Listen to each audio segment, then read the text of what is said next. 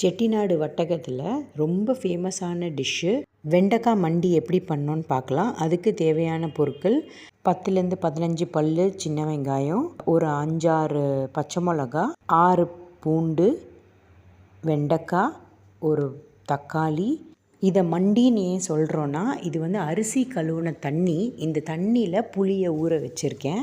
So இப்போ வந்து ஒரு கடாயில் 2 ஸ்பூன் எண்ணெய் ஊற்றி நம்ம வெண்டைக்காவை நல்லா வதக்கிக்கலாம். கொஞ்சம் நேரம் நல்லா வதக்கிட்டு அப்புறமா இதை நம்ம தனியாக ஒரு நல்லா வதங்கினதுக்கப்புறம் நீங்கள் வந்து அதை ட்ரான்ஸ்ஃபர் பண்ணி வச்சுக்கோங்க ஒரு தட்டில். அதுக்கப்புறம் நம்ம மற்றது எப்படி பண்ணோன்றது பார்க்கலாம். இப்போ பாருங்கள், நல்லா வதங்கிடுச்சு. அந்த நூலாக விட்டது எல்லாமே போயிடுச்சு இப்போது. ஸோ இப்போ நான் அதை வந்து தனியாக எடுத்து வச்சுக்கிறேன். இப்போ இதே கடாயில் 2 ஸ்பூனு நல்லெண்ணெய் யூஸ் பண்ணுங்கள். நல்லெண்ணெய் யூஸ் பண்ணிங்கன்னா அந்த மனம் நல்லாயிருக்கும், டேஸ்ட்டும் நல்லாயிருக்கும். 2 ஸ்பூன் நல்லெண்ணெய் சேர்த்துக்கிட்டேன். இப்போது இந்த நல்லெண்ணெய் கொஞ்சம் சூடு ஆன உடனே அதில் 1 ஸ்பூன் அளவுக்கு கடுகு சேர்த்துக்க போகிறேன்.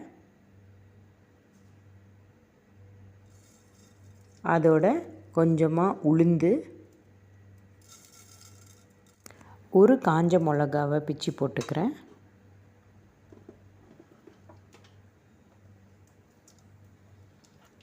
அதுக்கப்புறம் கொஞ்சமாக வெந்தயத்தையும் ஆட் பண்ணிக்கோங்க. இப்போ இது எல்லாத்தையும் நல்லா வறுத்துக்கலாம். ஒரு 5 பல் பூண்டு எடுத்துருக்கோம் இல்லையா, அதை நீட்டமாக வெட்டி அதை ஆட் பண்ணிக்கோங்க. அதோட நம்ம நீட்டமாக வெட்டின பச்சை மிளகாவையும் நம்ம சேர்த்துக்கலாம். அதை நல்லா வதக்கினதுக்கப்புறம் நம்ம வெங்காயம் வச்சுருக்கோம், அந்த வெங்காயத்தையும் நறுக்கிக்கோங்க. 2 நறுக்கிட்டு அந்த சின்ன வெங்காயத்தையும் ஆட் பண்ணிக்கோங்க.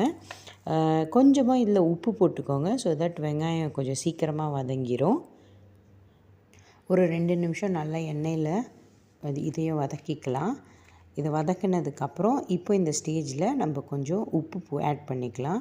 ஏன்னா உப்பு போட்டிங்கன்னா கொஞ்சம் ஃபாஸ்ட்டாக காயெல்லாம் வதங்கிடும்.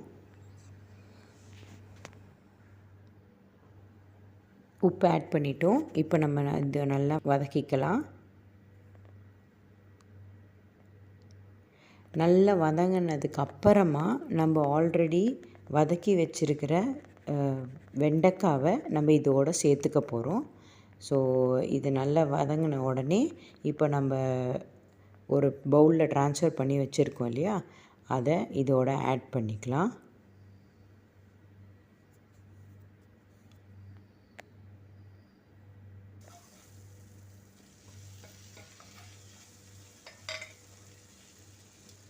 இப்போ இது ரெண்டுத்தையும் நல்லா வதக்கிக்கோங்க.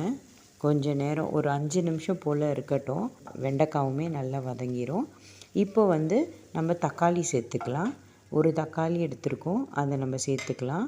சேர்த்துட்டு நீங்கள் தக்காளி வந்து கொஞ்சம் சாஃப்ட் ஆகணும். அதனால் நான் இதை கொஞ்சம் நேரம் மூடி வைக்கிறேன்.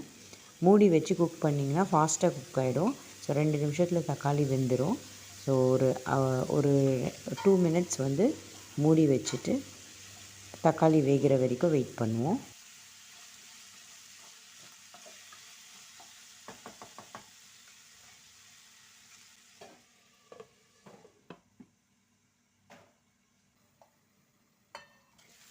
தக்காளி நல்லா வெந்துருச்சு பாருங்கள். ஸோ நம்ம இப்போ இந்த ஸ்டேஜில் வந்து நம்ம அரிசி கழுவுன தண்ணியில் புளி ஊற வச்சுருக்கேன். அதை நல்லா கரைச்சி அந்த தண்ணியை நம்ம இதில் ஆட் பண்ணிக்கலாம்.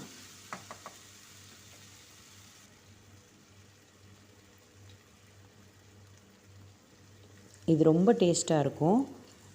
இது வந்து நம்மளுக்கு சாம்பார் ரைஸு, குழம்பு ரைஸு, அதுக்கு நீங்கள் சைட் டிஷ்ஷாக யூஸ் பண்ணிக்கலாம். இல்லைன்னா வெறும் சாதத்தில் நம்மளுக்கு எதுவுமே குழம்பே தேவையில்லை, இதையே டைரெக்டாக பிசைஞ்சு சாப்பிட்லாம். அவ்வளோ ருசியாக இருக்கும். புளிப்பா உப்பு எல்லாமே கரெக்டாக இருக்கும். ஒரு 5 நிமிஷம் இதை மூடி வைக்கலாம். ஒரு 5 மினிட்ஸில் இது நல்லா ரெடி ஆகிடும். நம்மளோட சுவையான வெண்டைக்காய் மண்டி தயாராகிடுச்சு. இதை நம்ம ட்ரான்ஸ்ஃபர் பண்ணிக்கலாம் பவுலில். இதை நீங்கள் வந்து அப்படியே கூட நம்ம சாப்பிட்டுக்கலாம், சாதத்தில் பிசைஞ்சு. அவ்வளோ டேஸ்ட்டாக இருக்கும்.